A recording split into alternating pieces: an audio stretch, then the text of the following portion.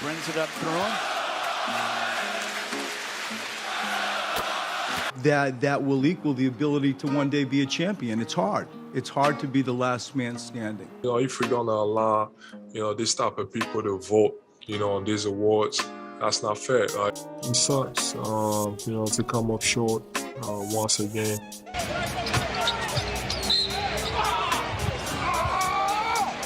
Oh, the left knee. He'll look in the rearview mirror and remember this. He will come out better and smarter and stronger. And that's why these fans in Philly love you. Love it, man. Deserves MVP. We're so excited. Simmons in transition. What a pass to Embiid, my goodness! I made the comment that he's not going to win a championship until his attitude changes.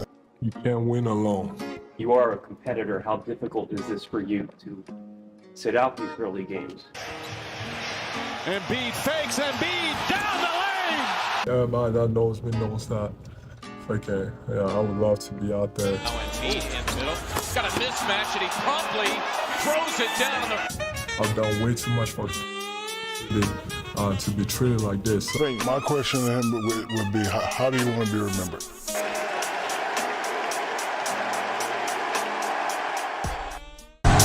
Bothered by Lou. Iverson. How about that?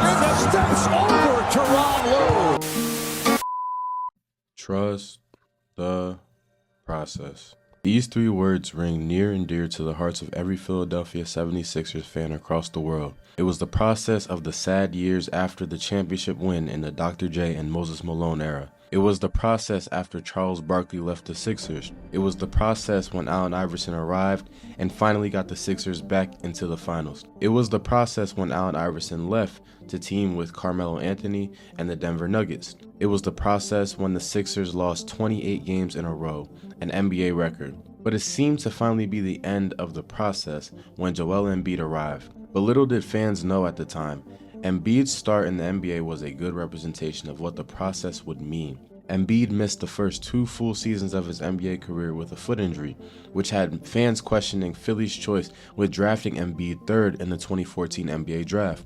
With Michael Carter-Williams, Maurice Harkless, and Nikola Vucevic being the previous draft picks for the Sixers, Philly was on their hands and knees, begging for one player to pan out. So imagine finally getting that top 5 pick in the draft and using it on a player who would not suit up for 2 whole years.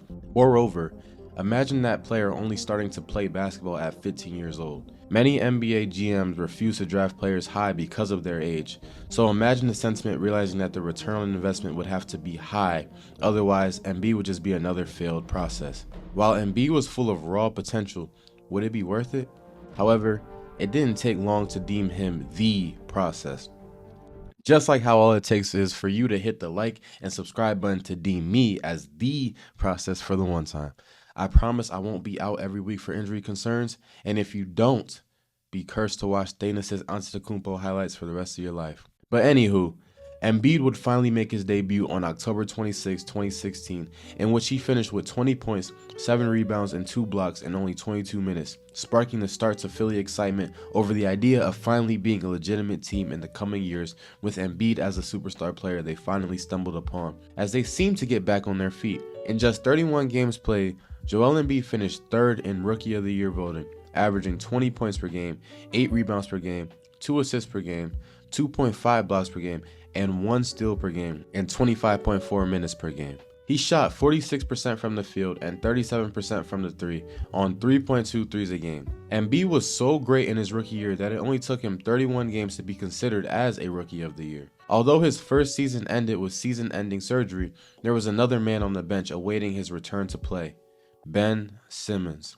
Simmons was drafted that year before and missed the full season due to injury. Still, Simmons received many comparisons to LeBron James and Magic Johnson. Additionally, Embiid was able to lead the Sixers to 18 more wins with his level of play. The future was bright for the Sixers. All that was needed was time, and apparently it didn't take much time. Following his rookie season, he signed a 5-year, $148 million extension. That investment seemed to be worth it as he made his first All-Star game, All-NBA team, and finished 2nd in Defensive Player of the Year, with the Sixers shooting up to 3rd in the Eastern Conference. However, this would be the start of many disappointing ends to the true beginning of the process. Embiid suffered an orbital fracture heading into the playoffs, with the Sixers eventually losing in the second round to the Celtics in 5 games. Embiid's efficiency took a hit as he shot 44% from the field and 24% from 3. There was no cause for concern, as this was the Sixers' first year back in legitimate contention, backed by Embiid and Simmons. No fan could foresee the near future and reality of the next years being filled with deja vu. In the 2018-19 season, everything seemed to be coming together for Philly.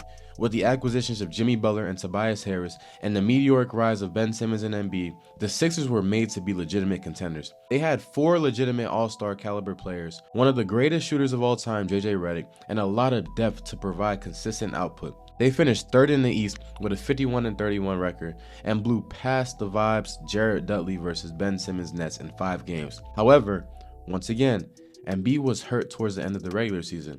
Moreover, Brett Brown made a last-minute decision to make Jimmy Butler the primary ball handler late into the playoffs, displacing Ben Simmons' role on the team. The entire year, Ben had the ball. In one playoff series, you just switch it up like that, I would feel a type of way. With an injured Embiid and dysfunctional team play, the Sixers still managed to take the Toronto Raptors to 7 games before witnessing one of the greatest playoff shots of all time. Kawhi Leonard single-handedly ruined the perfect season with the perfect players for the Sixers.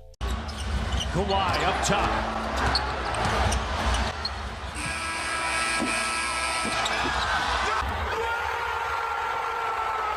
That was their season to make it, and they had to watch it burn at the hands of a slow, bouncing Kawhi mid-range that forever changed how Philly fans view Toronto basketball. That moment has been etched into the minds of Philly fans as the one that got away, as the image of Joel Embiid crying into the locker room rings true to this day. Due to injury, Embiid played less minutes than typical throughout the playoffs, and once again saw his efficiency and overall numbers drop. But still, this was not the end of the process. Philly knew that without that Kawhi Leonard game winner, it was their year. Or was the process actually over? During that offseason, the Sixers infamously chose to pay Tobias Harris over Jimmy Butler, a move they would shortly regret. And let me tell you, Tobias Harris's agent might be Thanos the way he snapped and turned a glorified role player into superstar money.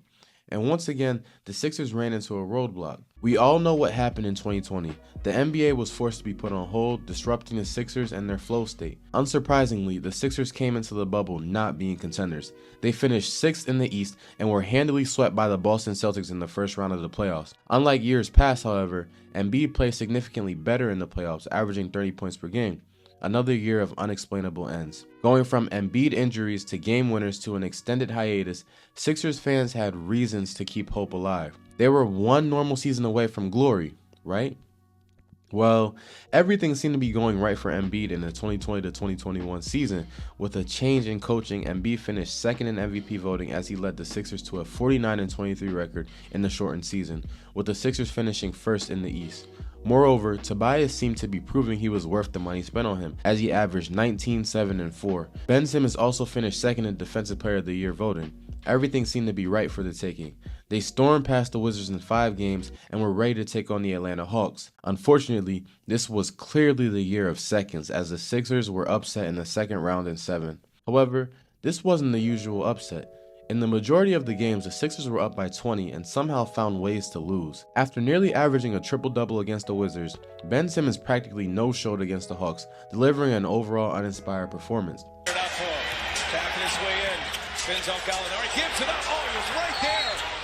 Meanwhile, Embiid averaged 30, 13, and 4.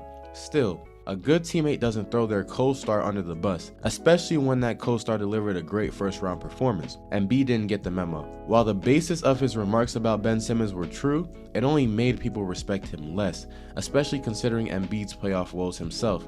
And this only predicted the future. I thought the turning point was just, we had an open shot. This then led to Simmons holding out, but the Sixers adjusted and picked up James Harden. Still, it was more of the same.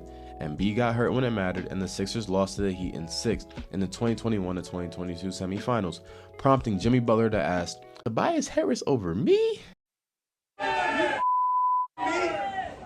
Tobias Harris over me? He was right. And throughout the season, Embiid was focused on making his case for MVP. He took shots at Jokic when he could, and consistently made an attempt to state his case for MVP. The 2022-23 season would also end with a promise for Embiid. Finally, an MVP. He finally received what he had been looking for all of those years. He finally achieved something he had been fighting for in a long-standing battle with Jokic. He finally reached #1 in basketball. He could finally stop arguing with media pundits. But was that enough? To call what happened that year between the Sixers and Celtics a meltdown is an absolute understatement. The Sixers, who were up 3-2, somehow choked and lost to the Celtics in 7 in the Eastern Conference semifinals. Harden and Embiid did their best Casper impression and disappeared in Game 7 as the Celtics absolutely destroyed the Sixers. Harden had 9 points and 5 turnovers on 27% shooting, while Embiid had 15 points and 4 turnovers on 28% shooting. Still, Embiid found a way to throw his teammates under the bus. To have the audacity to say that your teammates need to do more when you and your other star are shooting tour dates that don't even exist is crazy. Me and James, we just can't win alone. We just need everybody to just try to keep finding ways to get better. But that's what he does. And to make matters worse, Jokic and the Nuggets won the finals, with Jokic taking home the only MVP that matters, the finals MVP. And I don't even have to go over the 2023-24 season because we already have the recipe. Embiid gets hurt after playing for an MVP and gets wiped out in the beginning of the playoffs. Most recently, Embiid has stated that he will not play back-to-back games if it means he gets to the playoffs healthy. But imagine applying this to the real world. Imagine telling your boss that you can't work about a third of the days that you're scheduled to work.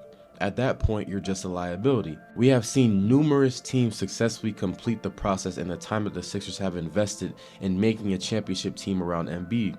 We've seen the Thunder, the Nuggets, Cavs, the Magic, the Knicks, the Pacers, the Kings, the Clippers, and many more all go through a process to become legitimate contenders in a much shorter time than it has taken the Sixers. But here's my opinion. Until I am proven wrong, you cannot play winning basketball by playing through Embiid. We saw this at the Olympics. Embiid would sit and clog the middle, draining the shot clock, waiting to make an ISO scoring move surrounded by Hall of Fame players. Team USA's success came when they ran the game through the perimeter, not through a ball-dominant big in a team sport. And if you watch the Sixers when Embiid plays, that is exactly their game plan, which allows Embiid to score so many points. They give him the ball in the high post with 16 seconds left in the shot clock and let him ISO. Until I am proven wrong, you can't play the style of basketball with a dominant big and win a championship. We look at all the other dominant bigs who have won a championship. Shaq, Kareem, Tim Duncan, Giannis, Hakeem, and Jokic, and we see that they all have something in common. They don't need 16 seconds to get to their spots. They need about 5. This keeps the defense honest while also keeping them on their back foot. Teams know exactly what to expect when they play Embiid, which is why they fall apart in the playoffs. In fact, it can be argued that their most successful season was when they played through Jimmy Butler down the stretch, as they should have been in the conference finals that year. That was the year when they looked their best. However, every other year they tell Embiid to get the ball and score every possession, straining his body and allowing teams to know exactly what will happen. And it doesn't help when he has the habit of flopping, choking, and blaming his teammates. Embiid is a surefire Hall of Famer. He has a great personality. He seems like a great person. But the Sixers need to either utilize him correctly, like how Team USA eventually did in the Olympics, or move on from him and restart the process.